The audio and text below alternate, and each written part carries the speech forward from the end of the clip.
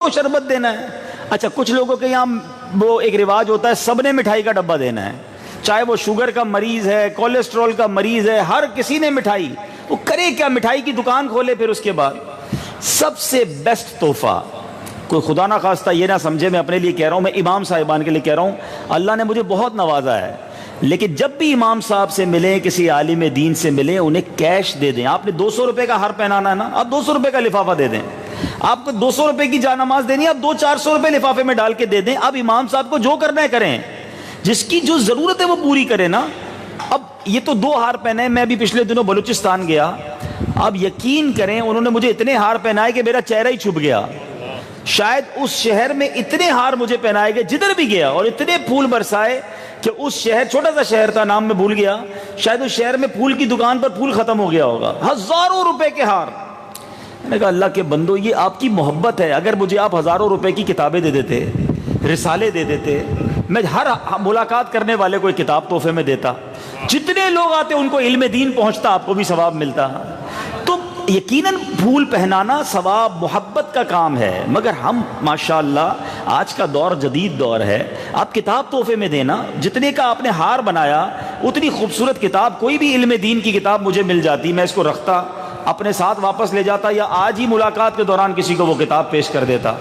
अब ये फूल माशाल्लाह जो लाए, अल्लाह उनको बहुत जज़ाए खैर दे। मैं खुदा ना खास्ता माफ़ कीजिएगा, किसी को डिस्करेज नहीं कर रहा, आपके तवस्सुल से ये लाइव भी जा रहा है, बयान रिकॉर्ड भी हो रहा है, सबको ये तरबियत करने की कोशिश कर रहा हूँ कि हमेशा जब किसी को तोहफा दें तो वो तोहफा दें जो उसे काम आए और उसको आसानी रहे, बाकी रहे। किताब से अच्छा तोहफा नहीं है। किताब इल्म दीन बाकी रहता है, हम चले जाएंगे किताबें बाकी रहेंगी, मैं पढ़ूंगा, मेरे घर वाले पढ़ेंगे, मैं किसी को दूंगा वो पढ़ेगा, तो ये वो नेकियां हैं। ईद कार्ड देख लें, इतने कीमती कीमती ईद कार्ड, बंदा ईद कार्ड खोलता है वापस रख देता है। अब ईद कार्ड की जगह आपको किताब तोहफे में दें, उसी के ऊपर ईद मुबारक लिख दें, भाई किताब तो बाकी रहेगी ना।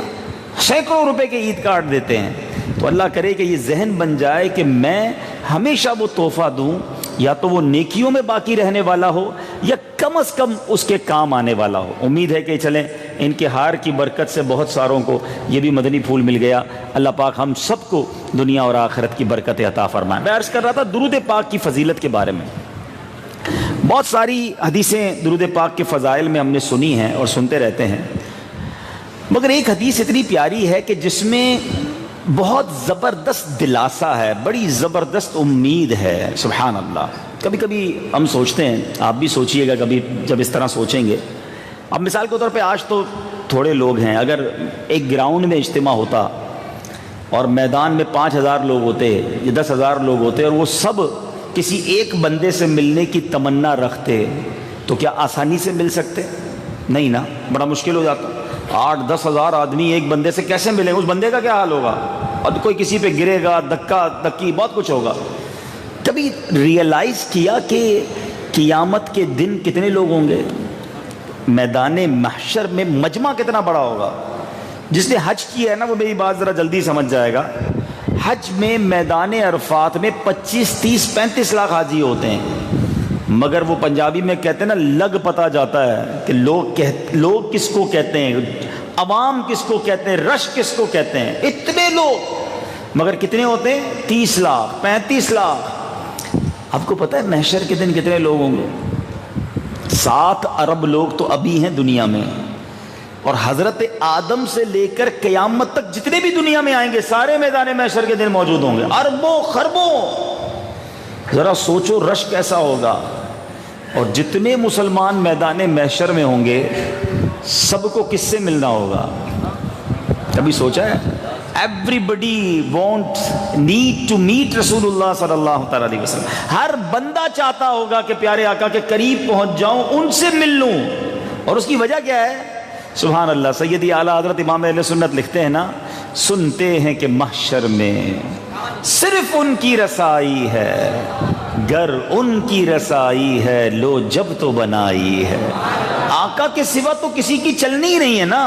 अंबिया तक कहेंगे, जब अंबिया के पास लोग जाएंगे ना, मेहरबानी करें, कोई शफाअत करें, कोई हमारी मदद करें, तो क्या कहेंगे अंबिया? इज़हबू इला गैरी, किसी और के पास जाओ, आज मैं तुम्हारी कोई मदद नहीं कर सकता।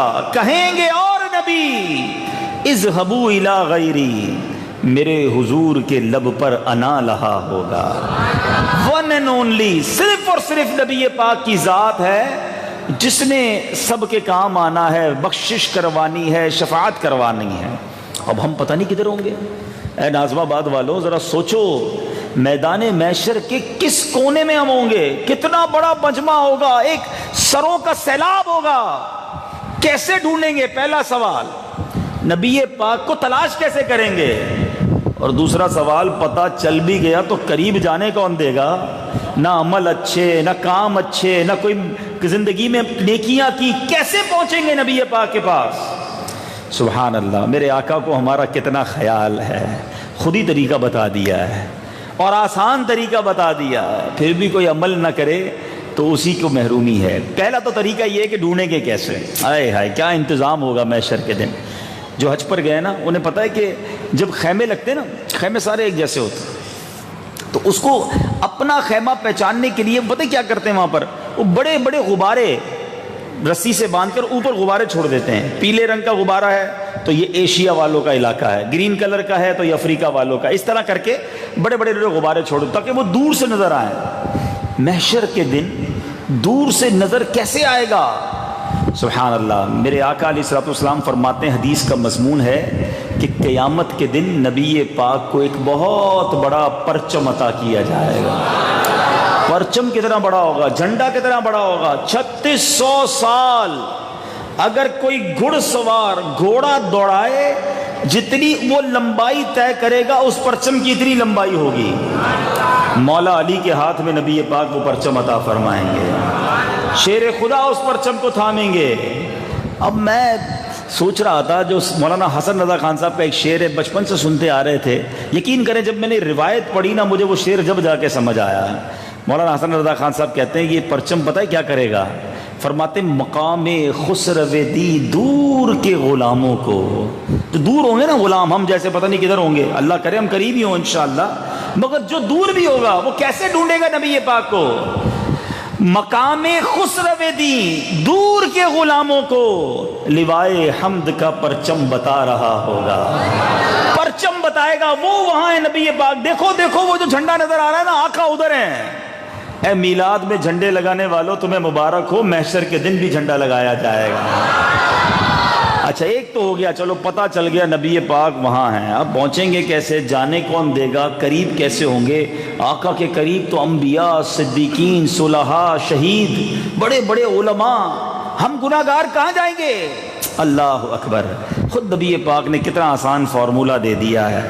سرور کائنات فرماتے ہیں تم میں سے قیامت کے دن میرے سب سے زیادہ نزدیک وہ ہوگا جس نے دنیا میں مجھ پر سب سے زیادہ درود پاک پڑھے ہوں گے. درود پڑھتے جاؤ. یہ درود پتہ ہی کیا ہے؟ اب درود پڑھنے کا مزہ کیسا آئے گا؟ تصور کرو کہ میں قیامت کا دن ہے، بہت دور کھڑا ہوں اور درود پڑھتا جا رہا ہوں اور قدم نبی پاک کے قریب ہوتا جا رہا ہوں. اب درود زیادہ پڑھنے کو جی چاہے گا، اور قریب، اور درود پڑھوں گا اور قریب، اور درود پڑھوں گا اور قریب. جتنے زیادہ درود اتنا نبی پاک کے قریب. اور مجھے بتاؤ جو نبی پاک کے قریب ہو گیا پھر اس کی مشکل کیسے رہے گی؟ مشکلیں بڑی ہیں قیامت کے دن. بہت زبردست گرمی ہے، ایسی گرمی جو گرمی بھی گرمی نہیں دیکھی ہوگی. سورج 1.25 میل پر ہوگا، مگر آقا کے لواء الحمد تلے، جھنڈے کے تلے جو کھڑا ہوگا اسے گرمی کیسے لگے گی؟ اپنے ہاتھوں سے نبی پاک جام کوثر پلا رہے ہوں گے، پل صراط سے لوگ گزریں گے، مشکل ہے. مگر آقا علیہ الصلوۃ والسلام وہاں بھی تو اللہ کی بارگاہ میں فریاد رب سلم امتی کی کریں گے اور امتیوں کو گزار دیں گے. سیدی اعلیٰ حضرت سمجھاتے ہیں نا، فرماتے پیاس لگے گی نا، ٹھنڈا ٹھنڈا میٹھا میٹھا پیتے ہم ہیں پلاتے یہ ہیں. ماں باپ بھی نہیں پوچھیں گے، مگر سنو میرے آقا کیا کریں گے. ماں جب اکلوتے کو چھوڑے آ آ کہہ کے بلاتے یہ ہیں. باپ جہاں بیٹے سے بھاگے لطف وہاں فرماتے یہ ہیں. ہمارے اعمال نامے تلیں گے تو ہمیں پہلے ہی پتہ ہے گناہوں کا پلڑا بھاری ہوگا، نیکیوں کا پلڑا ہلکا ہے. مگر آقا کیا کریں گے؟ اپنے کرم سے ہم حلقوں کا پلہ بھاری بناتے یہ ہیں، اپنی بنی ہم آپ بگاڑیں کون بنائے بناتے یہ ہیں، اور سلم سلم کی ڈھارس سے پل سے پار چلاتے یہ ہیں۔ یعنی ہر جگہ نبی پاک کام آئیں گے۔ اب بتاؤ، سچ بتاؤ، جو آقا کے قریب ہوگا اس کے کام تو جلدی بن جائیں گے نا۔ تو خدا را میٹھے اسلامی بھائیوں، فضول باتوں سے بچیے، ادھر ادھر موبائل پر بیٹھ کر، سوشل میڈیا پر بیٹھ کر میرے نوجوان بیٹھے ساری رات فون پہ لگے رہتے ہیں۔ خدا را ان اوقات کو ضائع نہ کرو، درود پاک پڑھیں، اللہ رسول کا ذکر کریں، موقع ملے تو تلاوت قرآن کریں۔ اتنا آسان ہے نیکی کمانا، دنیا میں کوئی چیز کمانا اتنا آسان نہیں ہے جتنا آسان نیکیاں کمانا ہے۔ ذرا مل کر کہو سبحان اللہ۔ ناظم آباد والے تو زور سے بولتے ہیں، ذرا بولو سبحان اللہ، پھر کہو الحمدللہ، اب کہو اللہ اکبر۔ کتنی دیر لگی؟ 30 سیکنڈز، 1 منٹ بھی پورا نہیں لگا۔ کتنے کماتے ہو 1 منٹ کے اندر؟ کوئی بہت امیر آدمی بھی اگر یہاں بیٹھا ہے، ملیں چل رہی ہوں، فیکٹریاں چل رہی ہوں، کبھی کوئی کروڑ پتی بھی مجھے سن رہا ہو نا، کیلکولیٹ کرنا کہ 1 منٹ میں کتنے کماتے ہو، ٹھیک ہے؟ کیوں کہ اگر کوئی 1 منٹ میں 1000 روپے کماتا ہو نا، وہ بھی اربوں پتی آدمی ہوگا، کیونکہ 1 گھنٹے میں کتنے ہو گئے؟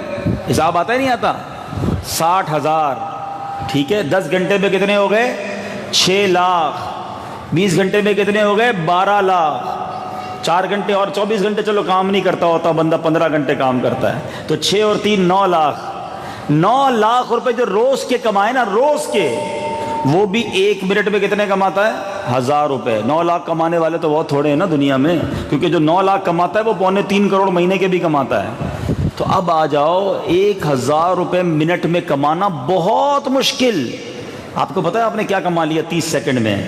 میرے نبی کے سچے وعدے ہیں، جو ایک بار سبحان اللہ کہے اس کے لیے جنت میں درخت لگا دیا جاتا ہے، ایک بار الحمدللہ کہے جنت میں درخت لگا دیا جاتا ہے، ایک بار اللہ اکبر کہے جنت میں درخت لگ جاتا ہے۔ 3 درخت جنت میں لگا لیا آپ نے آدھے منٹ میں۔ میں آپ سے سوال کرتا ہوں، 1 کروڑ روپے دیتا ہوں، 1 کروڑ میں جنت کا ایک درخت خرید کے لے آئیں، ہے کوئی خرید سکتا ہے؟ دنیا کی ساری دولت جنت میں درخت نہیں دلا سکتی، مگر ایک بار سبحان اللہ کہنا جنت میں درخت دلا سکتا ہے۔ سب سے آسان کام ہے نیکی کمانا، پرابلم یہی ہے، آسان کام چھوڑ کر غلط کاموں میں لگے ہوئے ہو۔ تو خدا را ذکر کیجئے، درود پڑھیے، فضول باتوں سے اپنے آپ کو بچائیے، اور ڈھیروں نیکیاں اکٹھی کر لیجئے۔ اللہ مجھے بھی اپنے وقت کی قدر نصیب فرمائے، آپ کو بھی نصیب فرمائے۔ اب انشاءاللہ روزانہ کثرت سے درود پڑھیں گے انشاءاللہ۔ آئیے مل کر با آواز بلند درود پاک پڑھ لیں، صلو علی الحبیب۔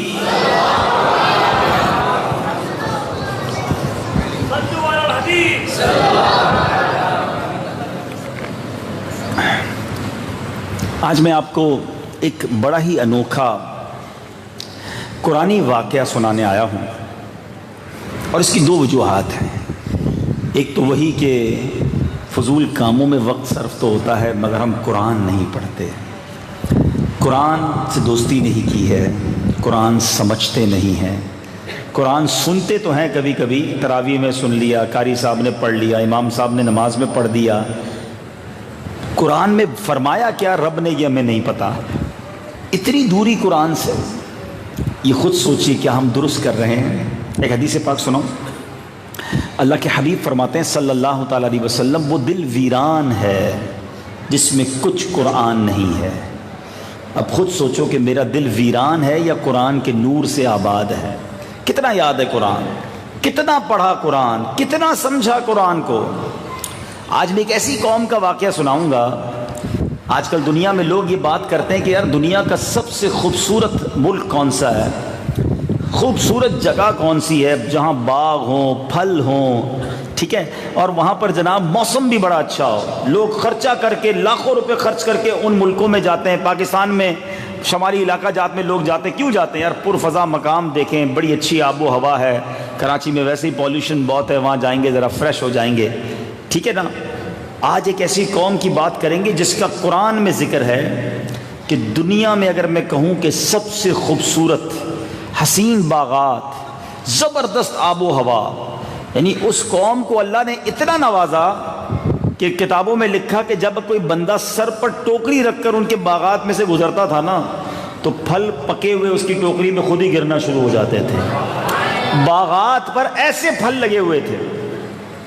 اتنی صاف آب و ہوا تھی اس قوم کی, اس علاقے کی, کہ ایک مچھر, ایک مکھی, ایک بچھو نہیں ہوتا تھا, بلکہ کسی کے جسم میں اگر کسی وجہ سے کیڑے ہوں, تکلیف ہو, جلدی امراض ہوں, وہ اس علاقے میں چلا جائے تو اس کی آب و ہوا سے وہ بھی صحت مند ہو جایا کرتا تھا. ایسا علاقہ ہے. دنیا بھر کے علاقوں کے بارے میں جانتے ہو, قرآن پڑھتے تو پتہ چلتا نا کہ یہ کون سی وادی تھی, یہ کون سا علاقہ تھا. یہ سبا نام کا ایک قبیلہ تھا.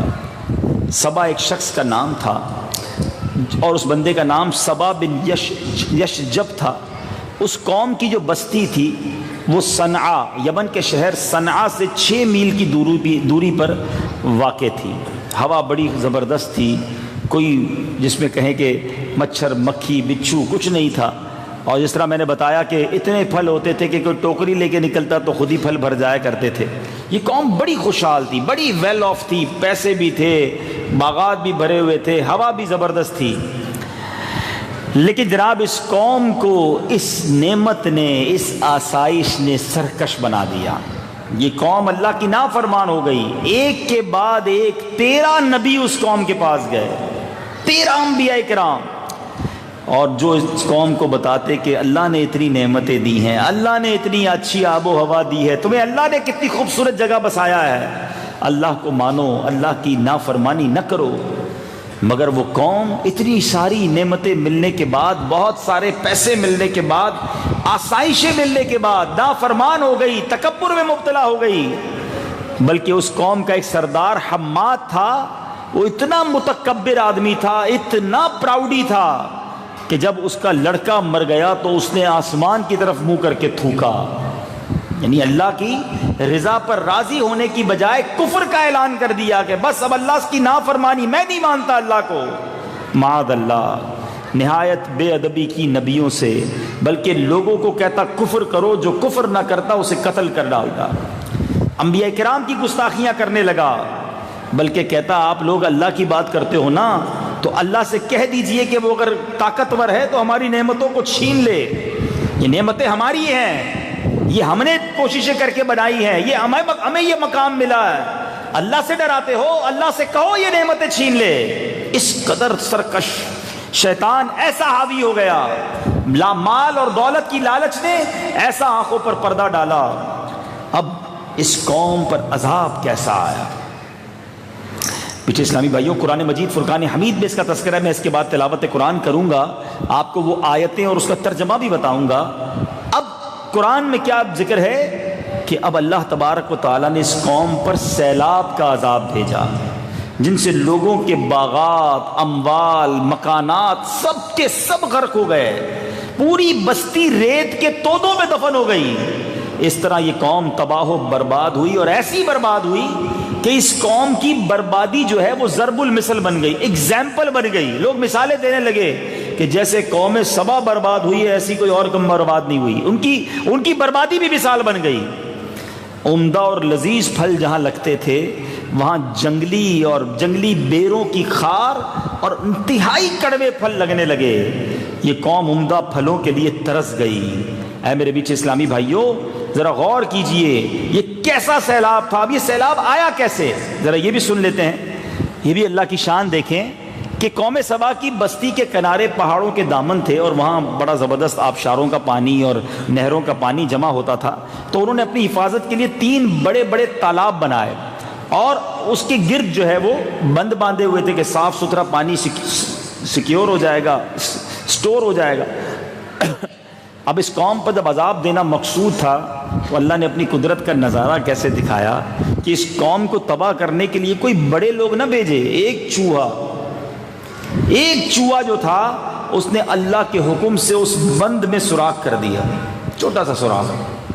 چوہا کتنا بڑا سوراخ کر سکتا ہے؟ مگر اب اس سوراخ سے جب پانی پریشر سے نکلا تو وہ سوراخ بڑا ہوتا گیا، بڑا ہوتا گیا، بڑا ہوتا گیا۔ یہ قوم آرام کی نیند سو رہی تھی اور اچانک وہ بند ٹوٹے اور وہ سارے کے سارے بڑے بڑے تالاب جو ہیں، اس سے سیلاب جو ہے وہ اس آبادی میں آ گیا۔ میرے میٹھے اسلامی بھائیوں، اس واقعے سے سیکھنے کو کیا ملتا ہے وہ میں ضرور عرض کرتا ہوں۔ پہلے آئیے میں قرآن پاک کی وہ آیت آپ کو بتاؤں، ان آیتوں میں جس میں یہ تذکرہ موجود ہے۔ اور مزے کی بات بتاؤں، شاید بہت سارے لوگوں نے قوم سبا کے بارے میں آج پہلی بار سنا ہوگا۔ یہی وجہ ہے کہ قرآن نہیں پڑھتے۔ قرآن میں سورہ سبا موجود ہے، قرآن کی ایک سورت کا نام ہی اس قوم کے نام پر ہے جس کے اندر یہ واقعہ ہے، سورہ سبا کے اندر۔ اور یہ سورت قرآن پاک کے 22ویں پارے میں ہے۔ اللہ تبارک و تعالیٰ ارشاد فرماتا ہے فَأَعْرَضُوا فَأَرْسَلْنَا عَلَيْهِمْ سَيْلَ الْعَرِمِ وَبَدَّلْنَاهُمْ بِجَنَّتَيْهِمْ جَنَّتَيْنِ ذَوَاتِ أُكُلٍ خَمْطٍ وَأَثْلٍ وَشَيْءٍ مِّن سِدْرٍ قَلِيلٍ۔ ترجمہ کنز الایمان، ترجمہ کنز العرفان۔ تو انہوں نے منہ پھیرا تو ہم نے ان پر زور کا سیلاب بھیجا اور ان کے باغوں کے عوض 2 باغ انہیں بدل دیے جو کڑوے پھل والے اور جھاؤ والے اور کچھ تھوڑی سی بیریوں والے تھے۔ میرے میٹھے اسلامی بھائیوں، ان کی ناشکری کا انہیں کیا جزا ملی، کیا بدلہ ملا؟ اللہ قرآن میں فرماتا ہے، یہ آیت یاد کیجئے گا، اس کا ترجمہ یاد کیجئے۔ اللہ فرماتا ہے ذَلِكَ جَزَيْنَاهُمْ بِمَا كَفَرُوا وَهَلْ نُجَازِي إِلَّا الْكَفُورَ۔ اور ہم نے انہیں یہ بدلہ دیا، ان کی ناشکری کی سزا، اور ہم کسے سزا دیتے ہیں؟ اسی کو جو ناشکرا ہے۔ اللہ قرآن میں کیا فرماتا ہے؟ ہم اسے سزا دیتے ہیں جو ناشکرا ہے۔ اب یہاں 2-3 باتیں سیکھنی ہیں۔ پہلی بات جو قرآن کے حوالے سے، کتنی دوری ہے ہماری قرآن سے، یہ واقعہ ہم نے کیوں نہیں سنا ہوا تھا؟ قرآن میں اللہ کا کلام ہم سب کو ملا ہے نا، اور ایسے 100 سے زیادہ واقعات ہیں قرآن میں۔ آج ہمارا دوست کا پیغام مس نہیں ہوتا، گھر والوں کا پیغام ہم سے نہیں چھوٹتا، ٹیلی فون کال مس کال آئے تو فوراً فون کرتے ہیں، واٹس ایپ آ جائے تو فوراً سنتے ہیں۔ پہلے لوگ صبح اٹھ کے کلمہ پڑھتے تھے، قرآن پڑھتے تھے، آنکھیں کھلتی سیدھی نہیں ہے، موبائل ڈھونڈ رہے ہوتے ہیں کہ یار موبائل ملے، کس کا فون آیا تھا، کس کا میسج آیا، کیوں؟ کوئی ضروری پیغام مس نہ ہو جائے، دنیا والوں کا پیغام مس نہ ہو جائے، اس بات کا خیال ہے۔ 30 40 50 سال عمر ہو گئی، اللہ کا پیغام ملا ہوا ہے، وہ پڑھا ہی نہیں، اس کی کوئی فکر نہیں۔ کیا جواب دیں گے اللہ کو قیامت کے دن کہ یا اللہ نوکری کرتا تھا، کاروبار کرتا تھا، قرآن ملا تھا مگر پڑھنے کا ٹائم نہیں تھا۔ ارے علماء نے ہمارے لیے ترجمے کر دیے، تفسیریں کر دی، کتابیں لکھ دی، آسان کر دیا پڑھنا، مگر پھر بھی ہم قرآن پڑھنے کے لیے تیار نہیں ہوتے۔ نہ کریں ایسا میٹھے اسلامی بھائی۔ میں نے وہ حدیث آپ کو شروع میں سنائی تھی کہ وہ دل ویران ہے جس میں کچھ قرآن نہیں ہے۔ ویران دل لے کر قبر میں جاؤ گے، قرآن دل میں بسا کر جاؤ، یہ قبر میں جا کر بھی نور بن جائے گا۔ یہ جو موبائل فون ہمارے ساتھ ہے نا، کسی سے پوچھو بھائی آج کتنے سافٹ ویئر کھولے تھے، تو کوئی کہے گا 5-6 سافٹ ویئر تو روز ہی کھولتا ہوں، فیس بک، واٹس ایپ، پتہ نہیں کیا کیا کیا ہمارے موبائل میں لگا ہوا ہوگا۔ اچھا قرآن کب کھولا تھا؟ لاسٹ قرآن کب آن لائن کیا تھا؟ تو وہ تو رمضان میں تھوڑا سا پڑھا تھا، اور اب اگلے رمضان میں پڑھ لیں گے ہیں، باقی سب روز آن لائن، قرآن سال میں 1 بار آن لائن۔ کبھی سوچا جب قبر میں جاؤ گے تو سافٹ ویئروں کا کیا ہوگا؟ سارے سافٹ ویئر آف لائن ہو جائیں گے، قرآن قبر میں بھی آن لائن ہوگا۔ قرآن لے جاؤ نا ساتھ سینے میں بسا کے، تو خدا را قرآن پڑھیں۔ دعوت اسلامی والوں نے قرآن گھر گھر پہنچانے کا انتظام کتنا اچھا کیا ہے۔ مدرسۃ المدینہ بچوں کے الگ بنائے، بچیوں کے الگ بنائے، بڑوں کے لیے مدرسۃ المدینہ بالغان بنائے، ساری دنیا کی مسجدوں میں۔ امید ہے یہاں پر بھی یا اس علاقے میں بھی مدرسۃ المدینہ بالغان لگتا ہوگا۔ رات تھوڑی دیر تو دیجئے نا، 10-15 منٹ دیجئے، آ کر بیٹھیں اور کچھ قرآن پڑھیں، قرآن سے دور نہ رہو۔ اور پھر اب تو جب سے مفتی قاسم صاحب نے تفسیر صراط الجنان لکھ دی ہے، کتنا آسان ہو گیا ہے، اتنی آسان اردو میں ترجمہ قرآن اور تفسیر قرآن آ گئی ہے، مگر وہ بھی نہیں پڑھتے۔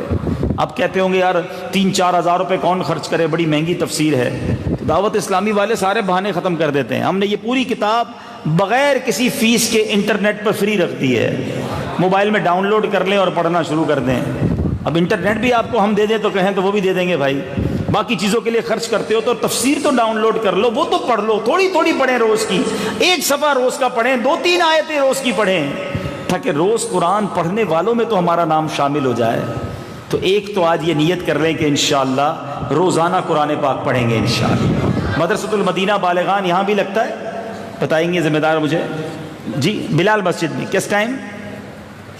عشاء کے بعد، تو بلال مسجد قریب ہی ہوگی، وہاں جائیں، اور جہاں جہاں لگتے ہیں، اور اسلامی بھائی کو پکڑ لیں بھائی، ہمیں بھی پڑھائیں قرآن بھائی، ہمیں ہمارا تلفظ ٹھیک کر دیں، خود پڑھنا شروع کر دیں۔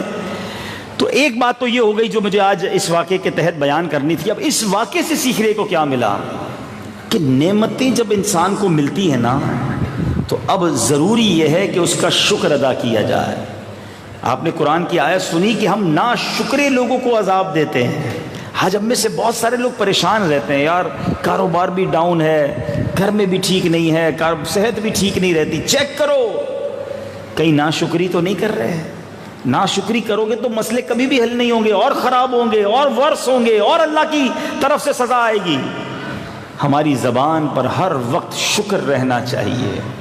آپ کو پتہ ہے اللہ نے مجھے اور آپ کو کتنا نوازا ہے۔ اب ہو سکتا ہے جب میں شکر کی بات کروں تو کوئی کہے گا یار شکر کیسے ادا کریں، پریشانیاں اتنی ہیں۔ ارے اللہ کے بندو، جتنے یہاں بیٹھے نا، پیچھے تک لوگ مجھے نظر آ رہے ہیں، آپ جتنے بھی بیٹھے ہیں نا، یہ ہم سب جس طرح کی زندگی گزار رہے ہیں نا، ایسی زندگی گزارنے کے کروڑوں لوگ خواب دیکھ رہے ہیں۔ جی ہاں، اب ہو سکتا ہے کوئی کہے یار میں کرائے کے گھر میں رہتا ہوں، قرضے میں ڈوبا ہوا ہوں، اور مولانا صاحب کہہ رہے ہیں میری جیسی زندگی گزارنے کا کوئی خواب دیکھ رہا ہے، یہ کیسے ہو سکتا ہے؟ پیارے بھائی آپ جتنے ہیں نا سب اپنے پیروں پہ چل کے آئے ہیں، لاکھوں ایسے ہیں جن کے پیر ہی نہیں ہیں۔ آپ کرائے کے گھر میں رہتے ہیں نا، کئی ایسے ہیں جو جھونپڑیوں میں رہتے ہیں، روڈوں پہ سوتے ہیں، کئی تو ایسے ہیں جو بیچارے جیلوں میں پڑے ہیں۔ آپ آزاد تو ہیں نا، جاؤ کبھی ہاسپٹل، اپنے گھر پہ تو سوتے ہو، وہ ہاسپٹل میں رات گزر رہی ہے۔ اپنے ہاتھ سے ہم نے دوپہر کا کھانا کھایا تھا۔ کئی وہ ہیں جن کو نالیوں کے ذریعے خوراک دی جا رہی ہے، ہم آسانی کے ساتھ استنجا سے فارغ ہو جاتے ہیں۔ کئی ایسے ہیں جن کو ٹیوب لگا کر تکلیف کے ساتھ استنجا کرنا پڑتا ہے۔ کبھی ڈائلیسس کے مریض سے ملے ہو، اسے پیشاب نہیں آتا۔ ڈائلیسس کے مریض کو ایک گلاس پورے دن میں پانی پینے کی اجازت ہوتی ہے، وہ اس سے زیادہ پانی، صرف پانی نہیں، سالن کے اندر بھی جو پانی ڈلتا ہے وہ سب ملا کر ایک گلاس سے زیادہ وہ پانی پیے گا تو تکلیف میں آ جائے گا۔ جتنا پانی پینا ہے ہم پی رہے ہیں، جتنا فارغ ہونا ہے ہو جاتے ہیں۔ یہ نعمتیں نہیں ہیں؟ شکر ادا کیا اس کا کہ یا اللہ گردے سلامت ہیں، یا اللہ کھانے کی نعمت سلامت ہے۔ اتنی نعمتیں اللہ کی، میں آپ کو کیا کیا بتاؤں۔ ایک بار میں ایک شخصیت سے ملنے گیا، بہت اللہ نے بڑا نوازا ان کو، شاید اربوں پتی لوگ ہوں گے۔ میں ان کے گھر گیا، ان کے بیٹے ماشاءاللہ دعوت اسلامی کے ماحول سے بہت قریب ہے۔ ان کے والد صاحب کو فالج کا اٹیک ہوا تھا، مجھے وہ ان سے ملانے لے گئے۔ اتنا عجیب و غریب مسئلہ تھا کہ میں نے زندگی میں کبھی نہیں سنا تھا۔ ان کے والد صاحب بالکل ٹھیک تھے، بات چیت بھی کر رہے تھے، فالج اٹیک ہوا ٹھیک ہو گئے تھے، پرابلم ایک ہی بچ گیا تھا۔ کہا انہوں نے اٹیک آیا، ساری چیزیں ٹھیک ہیں، مگر دماغ کے اس حصے کو فالج نے ڈیمیج کیا ہے کہ، اب مثال دیتا ہوں، بات تھوڑی سمجھنی پڑے گی۔ یہ میرے ہاتھ میں پانی کا گلاس ہے نا، میں نے گھونٹ اندر اتارا، اگر میرا گھونٹ اندر نہ اترتا تو گھونٹ کہاں رہتا؟ منہ میں رہتا نا۔ ہمارے منہ میں جب بھی کوئی نوالا جاتا ہے نا، وہ نوالا منہ تک تو پہنچانا میرا اور آپ کا کام ہے، اب اندر جو نگلنا ہے نا، یہ دماغ جب تک آرڈر نہیں دے گا وہ نگلے گا نہیں۔ ان کے والد صاحب کا پرابلم یہ تھا کہ نوالا زبان تک وہ رکھ دیتے تھے، پانی کا گھونٹ رکھ دیتے تھے، یہ جو اندر اترنا ہے نا یہ اترتا ہی نہیں تھا، کیونکہ دماغ آرڈر نہیں دیتا تھا۔ میں حیران ہو گیا کہ روز کھاتے ہیں، روز پانی پیتے ہیں، خود ہی اندر جا رہا ہے، ہم کوئی آرڈر نہیں دے رہے، کوئی کوشش نہیں کر رہے، مگر یہ ہمارے دماغ کو اللہ نے صلاحیت دی ہے۔ ان کو ڈاکٹر نے بتایا اس کا کوئی علاج نہیں ہے، قدرتی طور پر ایک وقت آئے گا۔ سنو اللہ نے دماغ کو کیسا بنایا ہے، اگر کوئی سائنس کا اسٹوڈنٹ ہے تو میری بات جلدی سمجھے گا۔ دماغ کو اللہ نے کس کوالٹی کا بنایا ہے کہ وہ جو حصہ ڈیمیج تھا، اب ایک وقت آئے گا کہ دماغ اپنے کسی اور حصے کو آرڈر دے گا کہ اب تم یہ کام کرنا شروع کر دو۔ یقین کریں 1-2 مہینے کے بعد ان کی طبیعت ٹھیک ہو گئی، اب وہ خود ہی کھا پی رہے ہیں۔ پرسوں پھر میں ملاقات کر کے آیا، ان کے ساتھ بیٹھ کر کھانا کھایا ہے۔ فَبِأَيِّ آلَاءِ رَبِّكُمَا تُكَذِّبَانِ، سوچو اللہ کی نعمتیں، میرے اور آپ کی باڈی کے اندر جو اللہ کی نعمت ہے نا، یہ پوری فیکٹری ہے، مگر آج ناشکری ہے، آج شکوے ہیں، آج شکایات ہیں۔ تھوڑے دنوں پہلے میں نے ایک پوسٹ پڑھی، یقین کریں آنکھیں نم ہو گئیں۔ سعودی عرب میں، عرب شریف میں ایک شخص ہاسپٹل میں داخل ہوا، 78 سال عمر، 78 ایئرس کی ایج، اس کو سانس لینے میں تکلیف ہوئی۔ ہاسپٹل میں ایڈمٹ کیا اسے، اور جب ایڈمٹ کیا تو اس کو 24 گھنٹے کے لیے آکسیجن دینا پڑی۔ 24 گھنٹے آکسیجن دینے کے بعد اس کی سانس ٹھیک ہو گئی، بحال ہو گئی۔ باہر نکلا تو اس کو بل بنا کر دیا 600 ریال کا۔ کہ 600 ریال کس چیز کے؟ کہ 24 گھنٹے جو آپ کو آکسیجن دی نا، یہ اس کے پیسے ہیں۔ وہ شخص رونے لگا، ہاسپٹل میں بیٹھ کے رونے لگا۔ ڈاکٹر جمع ہو گئے، کہا کیوں رو رہے ہیں؟ اگر 600 ریال زیادہ ہیں تو ہم دے دیتے ہیں، اب ناراض نہ ہوں۔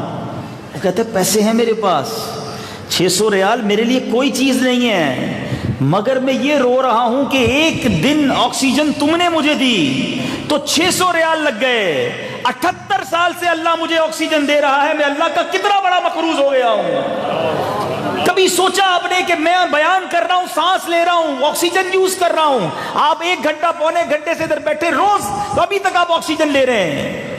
کون شکر ادا کرتا ہے؟ کس کو اللہ کی اس نعمت کا اظہار ہے؟ کبھی دیکھا ہے دمے کا مریض جس کے پھیپڑوں میں تکلیف ہو؟ دیکھا ہے وہ سانس نہیں لے پاتا، ایک ایک سانس کے لیے اسے سانس کھینچنی پڑتی ہے، لڑنا پڑتا ہے سانس کے لیے۔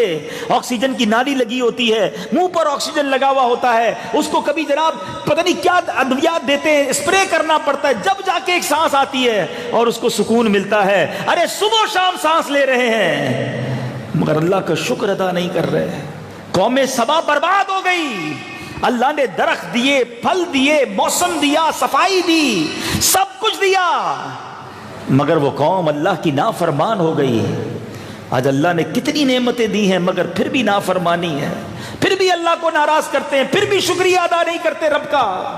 کہتے ہیں اللہ نے دیا ہی کیا ہے، غریب رہ گیا ہے، نوکری کرنے والا رہا میرا بھی کاروبار ہوتا، چھوٹا سا گھر ہے میرا بھی بنگلہ ہوتا، موٹر سائیکل اور بس پہ گھومتا ہوں میں بھی گاڑی والا ہوتا۔ ارے پیر ہی نہ ہوتے تو کہاں جاتے؟ میں کہتا ہوں تمہارے پاس کروڑوں روپے ہوتے اور آنکھیں نہ ہوتی، بتاؤ نا، گردہ نہ ہوتا تمہارا کوئی، لیور ٹرانسپلانٹ کے مریض پڑے ہوئے ہاسپٹل کے اندر، جاؤ تو صحیح کبھی ہاسپٹل، اپنی اوقات پتہ چل جاتی ہے کہ اللہ نے مجھے کتنا سخی بنایا ہے کہ اپنے بچوں اور فیملی کے ساتھ روز رات کو سوتا ہوں، لیکن اس کا احساس نہیں، شکوے، شکایت۔ اور اللہ نے قرآن میں فرمایا لَإِن شَكَرْتُمْ لَأَزِيدَنَّكُمْ، تم میرا شکر ادا کرو میں تمہیں اور عطا کروں گا۔ اور ابھی آپ نے قرآن کی آیت سنی، پھر تلاوت کرتا ہوں، وَهَلْ نُجَازِي إِلَّا الْكَفُورَ، اور ہم کسے سزا دیتے ہیں؟ اسی کو جو ناشکرا ہے۔ ناشکرے مت بننا، پھر سزا ملے گی، پھر مار پڑے گی، پھر تکلیف ہوگی، تم ناشکری کرتے رہو گے، تمہاری نعمتیں ضائع ہوتی چلی جائیں گی۔ یہ پھل تھے، ایسے پھل تھے کہ دنیا میں ایسے پھل نہیں تھے۔ احادیث میں اور تفسیر کی کتابوں میں لکھا ہے پھل بعد میں بھی لگے مگر وہ لذیذ نہ تھے، اب وہ کڑوے پھل بن گئے، نعمتیں برباد ہو جاتی ہیں۔ اللہ مولانا حضرت حسن بصری رحمت اللہ تعالی علیہ کا ایک کمال کا قول ہے، آپ فرماتے ہیں کہ بندہ جب تک اللہ کی شکر گزاری کرتا رہتا ہے، شکر مندی ادا کرتا ہے، اللہ کا شکر ادا کرتا ہے، اللہ نعمتیں بڑھاتا جاتا ہے، اور جیسے ہی ناشکری کرتا ہے اللہ انہی نعمتوں کو عذاب بنا دیتا ہے۔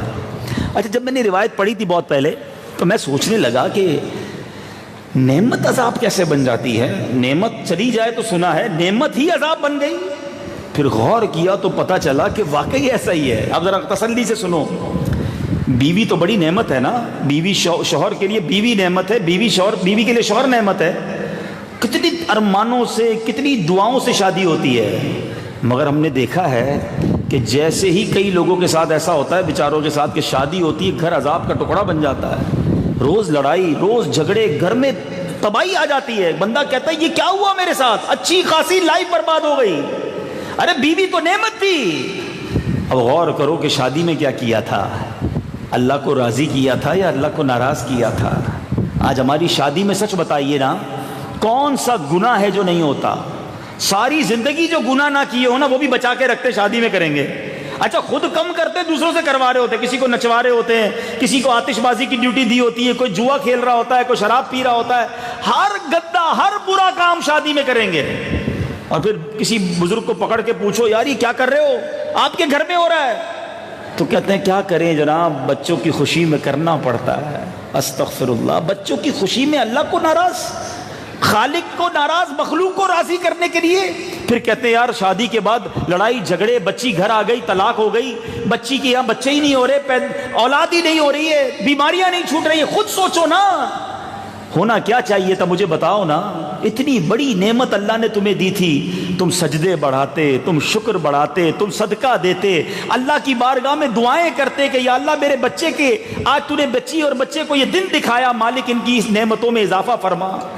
ہم عجیب لوگ ہیں, ہم عجیب و غریب کام کرتے ہیں, عقل کے بھی خلاف کام کرتے ہیں. مثال دیتا ہوں, مال نعمت ہے نا, ساری زندگی لوگ دعا کرتے ہیں یا اللہ پیسے دے دے, مال دے دے, برکت دے دے. کبھی کبھی یہ مال کیسے عذاب بنتا ہے کہ کئی ایسے مالدار ہیں جن کے پاس کروڑوں روپے ہیں مگر نیند نہیں آتی. مال آ گیا, اب ٹینشن بھی زیادہ آ گئی ہے, چھن نہ جائے, لٹ نہ جائے, اغوا نہ ہو جاؤں, فلاں پراپرٹی پہ قبضہ نہ ہو جائے, فلاں مال کوئی ضبط نہ کر لے, اتنی ٹینشن ہے. ارے یہ مال نعمت عذاب کیسے بن گئی؟ دیکھو کہیں اس مال کمانے میں ناشکری تو نہیں کی, اللہ کو ناراض تو نہیں کیا. اچھا میں اب ایک اور آپ کو نا چیپٹر کلیئر کر دیتا ہوں. شکر اور ناشکری صرف زبان سے نہیں ہوتی ہے. کوئی لوگ کہتے ہوں گے یار میں تو ناشکری نہیں کرتا, میں تو کہتا ہوں یا اللہ تیرا بہت شکر ہے, یا اللہ تیری بڑی مہربانی ہے.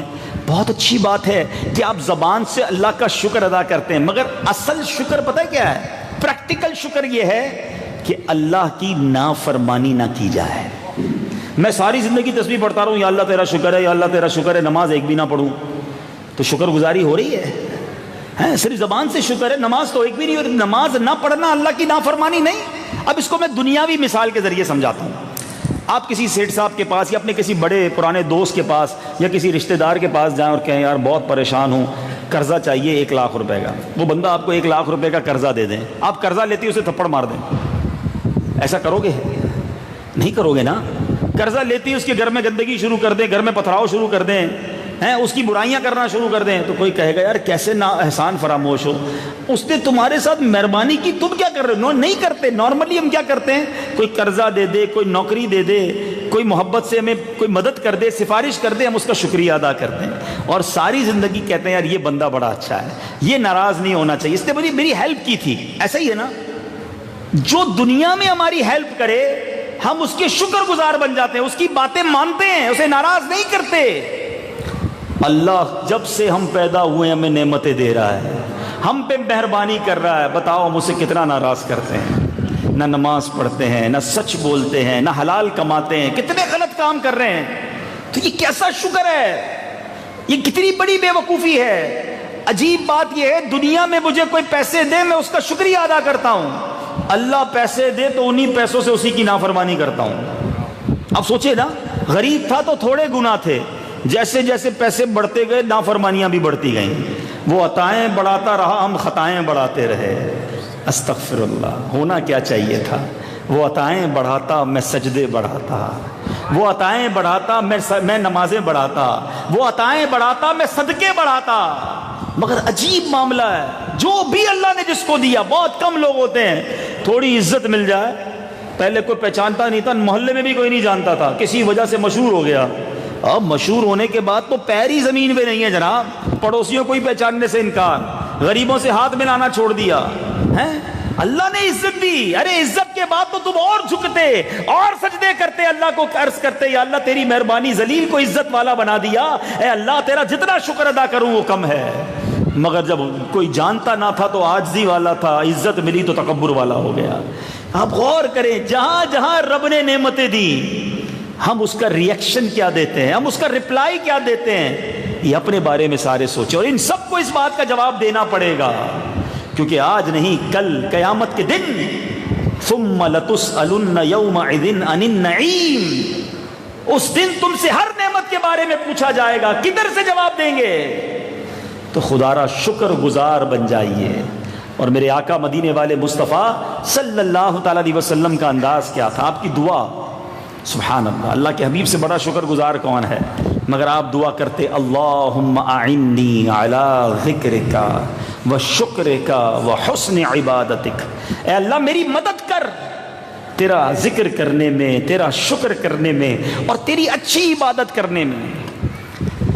اللہ کرے کہ دل میں اتر جائے میری بات۔ قوم سبا کا یہ سیلاب، قوم سبا کی یہ تباہی، یہ قرآنی واقعہ درس دیتا ہے ہمیں۔ تم چاہتے ہو تمہاری زندگی خوشگوار رہے، تم چاہتے ہو تم بچوں کی خوشیاں دیکھو، تم چاہتے ہو تمہارے گھر میں خوشحالی رہے، تم چاہتے ہو کہ تمہارے پاس جو ہے وہ باقی رہے اور اللہ اس میں برکت دے، زوال نعمت سے بچنا چاہتے ہو تو شکر گزار بن جاؤ۔ لَإِن شَكَرْتُمْ لَأَزِيدَنَّكُمْ، اللہ فرماتا ہے میرا شکر ادا کرو میں تمہیں اور عطا کروں گا۔ تو صرف زبانی نہیں، زبانی بھی کرنا ہے، بالکل کریں، زبان سے بھی الحمدللہ کہیں، یا اللہ تیرا شکر کہیں، قرآن کی دعائیں ہیں وہ پڑھیں، مگر پریکٹیکل شکر یہ ہے کہ اگر آنکھ اللہ نے دی ہے تو یہ آنکھ اللہ کی نافرمانی میں خرچ نہ ہو۔ کان میرے رب نے دیے، بہرا نہیں بنایا، یہ کانوں سے حرام نہ سنیں۔ یہ زبان اللہ نے دی ہے، اس زبان سے گالیاں نہ نکالیں، اس زبان سے جھوٹ نہ بولیں۔ شکر یہ ہے کہ یہ زبان اللہ رسول کے ذکر میں استعمال ہو۔ پیر اللہ نے دیے، لنگڑا نہیں بنایا، تو یہ پیر سنیما گھر کو نہ لے جائیں مجھے، یہ پیر مجھے حرام کاریوں کے لیے نہ لے جائیں۔ یہ پیر اٹھیں تو مسجد کے لیے اٹھیں، یہ پیر اٹھیں تو نیکی کے راستوں پر اٹھیں، یہ شکر ہے۔ اللہ کرے کہ ان اعضاء کا، اللہ کی نعمتوں کا ہم شکر ادا کرنے والے بن جائیں۔ یقین کریں اگر آپ نے اپنی باڈی کو، آخری بات، اپنی باڈی کو اللہ کی فرما برداری میں یوز کیا نا، اللہ آپ کی صحت میں برکت ڈال دے گا۔ ایک بزرگ کے بارے میں آتا ہے 100 سال کے ہو گئے، آنکھیں بھی سلامت، دانت بھی ٹھیک، سماعت بھی ٹھیک، بالکل جوانوں کی طرح۔ کسی نے کہا حضرت 100 سال عمر ہو گئی، آپ کی ہر چیز پرفیکٹ ہے؟ کمال کا جواب دیا، یقین کرو یہ آج کے بیان کا یوں سمجھے نچوڑ ہے۔ وہ بزرگ پتہ کیا کہتے ہیں؟ میں نے جوانی میں اپنی ان اعضاء کو اللہ کی نافرمانی میں نہیں خرچ کیا، اللہ نے بڑھاپے میں میرے اعضاء سلامت رکھے ہیں۔ اگر آپ چاہتے ہو نا آپ کی باڈی میں صحت میں برکت آ جائے، اس باڈی کو، اپنے جسم کو، اپنی اعضاء کو اللہ کی نافرمانی سے بچانا شروع کر دو، پھر دیکھو اللہ صحت میں برکت ڈال، تمہارے چہرے پہ نور آ جائے گا۔ اگر اللہ کی فرما برداری میں زندگی گزرنا شروع ہو جائے تو الحمدللہ یہ دعوت اسلامی کے مدنی ماحول میں باتیں سکھائی جاتی ہیں۔ اللہ مجھے بھی ناشکری سے بچائے، آپ کو بھی بچائے، اپنے شکر گزار بندوں میں اللہ تعالی ہم سب کو شامل فرما لے۔ تو شکر گزاری کا، پریکٹیکل شکر کا، پورے جسم کا شکر ادا کرنا ہے تو بہترین شکر یہ ہے کہ بندہ 5 وقت نماز پڑھے۔ نیت کیجئے آج کے بعد ہماری کوئی نماز قضا نہیں ہوگی، ایسی نہیں، ایسی نیت کرو کہ ادھر سے شیطان دم دبا کے بھاگ جائے۔ زوردار نعرہ، آج کے بعد ہماری کوئی نماز قضا نہیں ہوگی، فلمیں ڈرامے نہیں دیکھیں گے، گانے باجے نہیں سنیں گے، حرام روزی کے قریب بھی نہیں جائیں گے، اور نبی پاک کی سنت کے مطابق زندگی گزاریں گے۔ تو ماشاءاللہ مدنی قافلوں میں سفر کریں گے تو اللہ نے چاہا بہت سارے ہماری جو عادتیں ہیں وہ بہتر ہو جائیں گی۔ یہاں ماشاءاللہ 3 دن کے مدنی قافلے بھی سفر کرتے ہیں۔ ماشاءاللہ بتایا گیا کہ 12 ماہ کے اسلامی بھائی بھی آئے ہوئے ہیں، 12 ماہ سفر، کتنے خوش نصیب ہیں یہ ہیں، 12 مہینے کے لیے قافلے میں سفر کرتے ہیں۔ اللہ ان کے صدقے مجھے اور آپ کو دین کا کام کرنے کا جذبہ دے۔ تو یہ بھی آئے ہوئے ہیں ماشاءاللہ، تو 12 ماہ والے مسافر ہیں، تو ہم تو کم از کم 3 دن قافلے کی تو نیت کر لینا۔ تو نیت کریں کہ اسی مہینے 3 دن مدنی قافلے میں بھی سفر کریں گے انشاءاللہ۔ آپ 3 دن، یہ بھی شکرانہ ہے، شکر کی بات ہوئی ہے نا، اللہ تو نے میرا جسم سلامت دیا، آنکھیں سلامت دی، زبان سلامت دی، پیر سلامت دیے، اے اللہ مجھے تو نے قید نہیں آزاد رکھا ہے، اس شکرانے میں 3 دن قافلے میں سفر کرتا ہوں، پھر دیکھیں انشاءاللہ اللہ اس میں اور برکت ڈال دے گا۔ تو ماشاءاللہ مدنی قافلہ کے اسلامی بھائی ہوں گے، آپ ان سے مل کر اپنی تاریخ وغیرہ، اگر کوئی تاریخ ہوتی تو میں ہاتھوں ہاتھ اعلان بھی کر دیتا، تو بہرحال تاریخ ہونی چاہیے، لیکن امید ہے کہ یہ اعلان کر دیں گے۔ تو اللہ پاک آپ سب کو، جی چلیں بھائی، 18، 19، 20 اکتوبر 3 دن کا مدنی قافلہ سفر کر رہا ہے۔ نیت کریں انشاءاللہ 3 دن مدنی قافلے میں سفر کریں گے انشاءاللہ۔ یہ ہوگا بھی جمعہ، ہفتہ، اتوار، ٹھیک ہے نا؟ میں دعا کرتا ہوں یا اللہ جو اس قافلے میں سفر کرے اسے اسی سال مدینے کی حاضری عطا فرما۔ نیت کرتے ہیں انشاءاللہ سفر کریں گے انشاءاللہ، شکرانے میں، اللہ کی نعمتوں کے شکرانے میں مدنی قافلے میں سفر کریں۔ اللہ پاک عمل کی توفیق عطا فرمائے۔ صلو علی الحبیب۔ میٹھے اسلامی بھائی الحمدللہ مسلمان ہیں، اور مسلمان کا سب سے قیمتی سرمایہ اس کا ایمان ہوا کرتا ہے۔ عموماً دنیا میں ہم اپنی قیمتی چیز کی بڑی حفاظت کرتے ہیں کہ ہم نے ایمان کی حفاظت کا بھی کوئی ذہن بنایا؟ علماء فرماتے ہیں کہ جس کو ایمان کی حفاظت کا ڈر نہیں ہوتا، اس کا ذہن نہیں ہوتا، ڈر ہے کہ مرتے وقت اس کا ایمان سلب کر لیا جاتا ہے۔ علماء فرماتے ہیں کہ ایمان کی حفاظت کا بہترین ذریعہ کسی دین کامل کے ہاتھ میں ہاتھ دے دینا ہے۔ اور الحمدللہ اس دور میں شیخ طریقت امیر اہل سنت دامت برکاتہ العالیہ غوث پاک کا مرید بناتے ہیں، اور غوث پاک شیخ عبدالقادر جیلانی رحمۃ اللہ تعالی علیہ کی کیا ہی بات ہے کہ غوث پاک فرماتے ہیں کہ میرا کوئی بھی مرید، غوث پاک فرماتے ہیں میرا کوئی بھی مرید بغیر توبہ کیے نہیں مرے گا۔ تو موقع بڑا اچھا ہے، رکن شجاع تقریبی بلدانی ہمارے درمیان موجود ہیں۔ میں ان سے عرض کرتا ہوں کہ امیر اہل سنت کے ذریعے میں قادری سلسلے میں بیعت بھی کروا دیں۔ جو اسلامی بھائی کسی اور بھی صاحب کے مرید ہیں چاہیں تو بیعت برکت حاصل کر لیں۔ جب رکن شجاع فرمائے مرید ہوتا ہوں میں، تو آپ کہیے طالب ہوتا ہوں میں۔ اس طرح سے آپ اپنے ہی پیر صاحب کے مرید رہیں گے، غوث پاک رضی اللہ تعالیٰ عنہ کے سلسلے کا اعلان بھی جاری ہو جائے گا۔ صلو علی الحبیب علی محمد صلی اللہ علیہ وسلم۔ جو اسلامی بھائی مرید ہونا چاہیں، جس طرح میں کہتا جاؤں رپیٹ کرتے جائیں۔ بسم اللہ الرحمن الرحیم، الصلاۃ والسلام علیک یا رسول اللہ وعلی آلک واصحابک یا حبیب اللہ،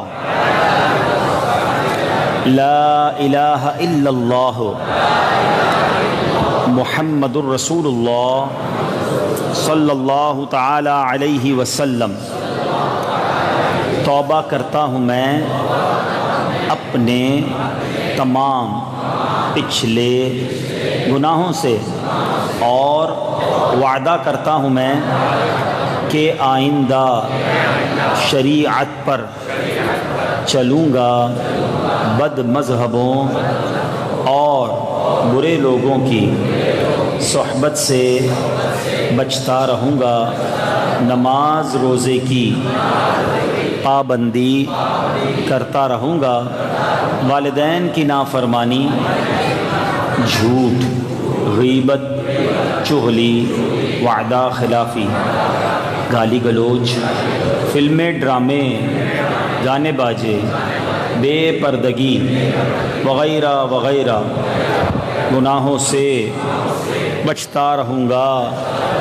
اے اللہ میری اس توبہ کو قبول فرما اور مجھے میرے وعدے پر ثابت قدم رکھ۔ مرید ہوتا ہوں میں خاندان عالی شان قادریہ رضویہ عطاریہ میں نے اپنا ہاتھ آپ کے ذریعے سے شیخ طریقت امیر اہل سنت کے ہاتھ میں دیا، اور ان کے ذریعے سرکار بغداد حضور غوث پاک رضی اللہ تعالی عنہ کے ہاتھ میں دیا۔ اے اللہ مجھے جناب غوث اعظم کے مریدوں میں قبول فرما، اور کل قیامت میں غوث پاک کے غلاموں میں اٹھا۔ صلاۃ والسلام علیک یا نبی اللہ وعلی آلک واصحابک یا نور اللہ۔ الحمد للہ رب العالمین والصلاة والسلام علی سید الانبیاء والمرسلین، یا ارحم الراحمین یا ارحم الراحمین یا ارحم الراحمین، یا ربنا یا ربنا یا ربنا یا ربنا یا ربنا یا اللہ یا رحمان یا رحیم۔ اللہم ربنا آتنا فی الدنیا حسنة وفی الآخرة حسنة وقنا عذاب النار وقنا عذاب القبر وقنا عذاب الحشر وقنا حساب المیزان۔ ربنا تقبل منا انك انت السميع العليم وتب علينا یا مولانا انك انت التواب الرحیم۔ رب کریم ہم سب کا جمع ہونا اپنی بارگاہ میں قبول فرما۔ اے رب کریم ہم سب کی بے حساب مغفرت فرما، ہمارے صغیرہ کبیرہ گناہوں کو معاف فرما۔ اے اللہ بالخصوص ہمارے والدین کی مغفرت فرما۔ پچھلے دنوں میرے والد گرامی کا انتقال ہوا، مولا ان کی بھی مغفرت فرما۔ ہماری مسجد کے خطیب و امام صاحب کے والد صاحب علامہ صاحب جن کا انتقال ہوا ہے، اللہ ان کی بھی مغفرت فرما، ان کے درجات کو بھی بلند فرما۔ ہم میں سے جن کے والدین حیات ہیں اے اللہ ان کو درازی عمر بالخیر عطا فرما، جو چلے گئے مالک ان کو کروٹ کروٹ جنت کی نعمت نصیب فرما۔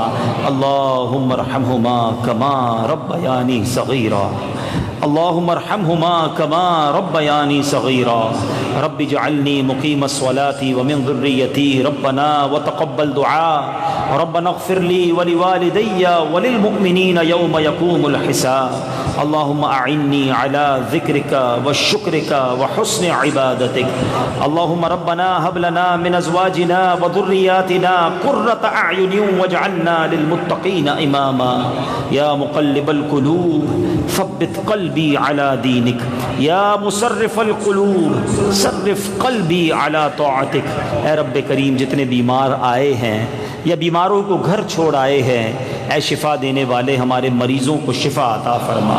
اے اللہ ہمیں بھی جب تک زندہ رکھیو صحت والی، عافیت والی، نیکیوں والی زندگی عطا فرما، اپنے در کے سوا کسی کا محتاج نہ کیجیو۔